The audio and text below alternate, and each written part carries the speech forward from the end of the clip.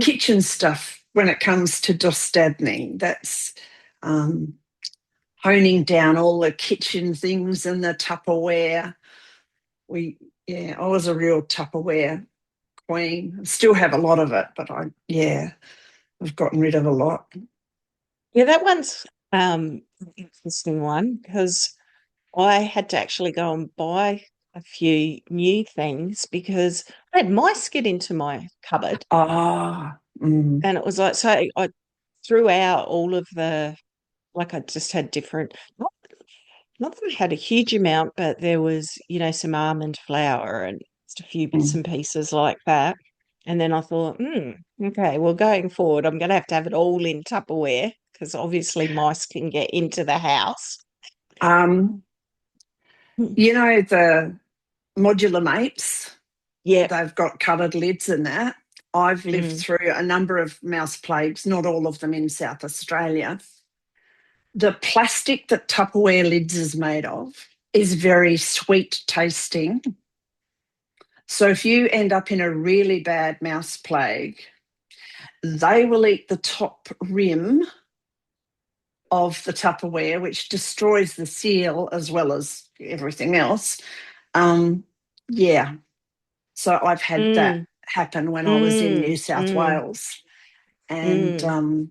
yeah, Well, I just went to Big W and got whatever was there. yeah. I don't know, for Mm, bits and pieces. So the worst that can happen is they eat through it. Not going to throw it all out again. yeah, But it wasn't plague level here. It was just obviously mice that were getting into the cupboard, a yeah. couple. Mm, Um, but that was actually difficult, to be honest, to downsize, to going from having a family with a lot of people coming and going to just me mm. on my own. And how much of this do I actually need and use has Yes. taken a bit of navigating. And I probably have still got a bit too much Yep. more than what I use. I was only thinking about that again the other day, Mm, thinking, is there some of this that I haven't used since I moved back, moved yes. here? And it depends too, because I go through fits and fads of whether I'll pre-cook a whole lot. Mm. And there's nothing more annoying than suddenly realizing you haven't got enough containers to put your pre-cooked stuff in. Yep. So, yeah. So that can be tricky, can't it? Yeah. Truly working out what do you actually need versus what we used to need. Yes, yes. Especially if you've Mm. been stocking. Or we used to bulk buy too. Yes. So because we only Yes. shopped once a month, and yeah, we'd go places where you could get really cheap stuff. So we had like 20-litre bins of flour and sugar and stuff like that. Well, I don't even use flour anymore and rarely use sugar. I have some here for guests. So, but one of my big buys is pork rinds because I use them Mm. in burgers instead of breadcrumbs. And but they come in this massive. It's only, I don't know how much it weighs, maybe 2 kilos, but it's probably nearly the size of a 20-litre bin Mm. because they're so full of air. And that's just bulk. Like, where do you put that?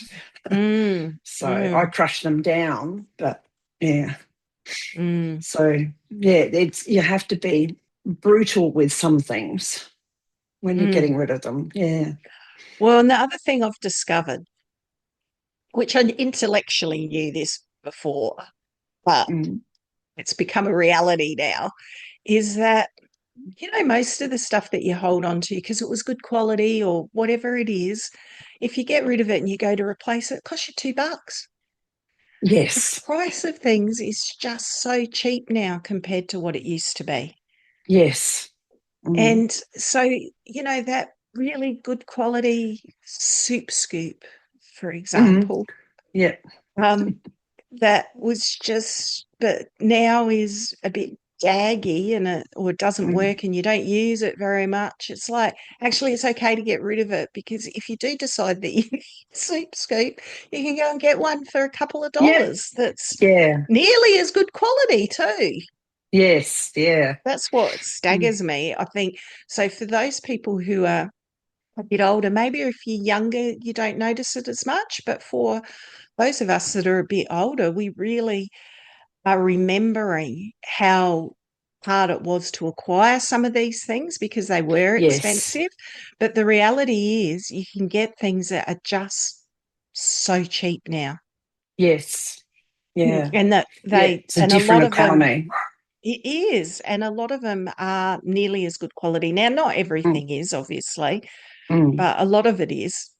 Yeah. And some of it's actually more durable and better, even though it's made in Yeah. different ways. Some of their new manufacturing components have improved. Yeah. So you end up Mm. getting something better for less. Yeah. Exactly. But Yeah. that's hard to get So, your head around yes. sometimes. That can be a glitch, I think, for You kitchen we things. we have a plethora of utensils here.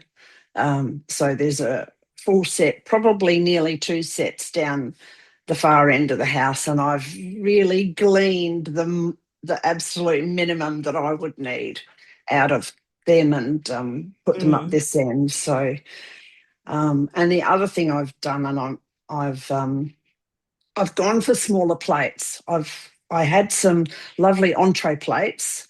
I only had three left, I think, out of a set of four. And I thought, I don't need to eat off big plates.